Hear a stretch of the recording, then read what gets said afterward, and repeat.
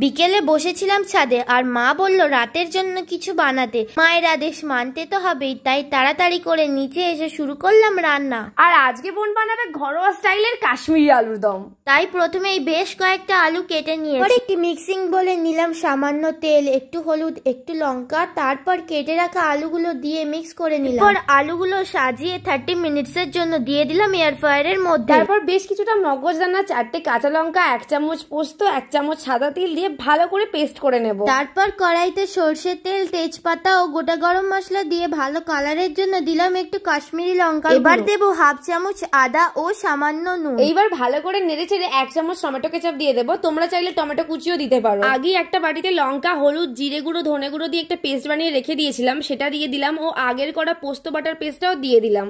এইবার পরিমাণ মতো নুন, চিনি এবং সামান্য জল দিয়ে একটু কষিয়ে নেব, আর তারপরে আলুগুলো দিয়ে একদম ফুটতে দিয়ে দেবো। আর আলু সিদ্ধ হয়ে একটু মাখা মাখা হয়ে গেলেই গরম গরম সার্ভ করব।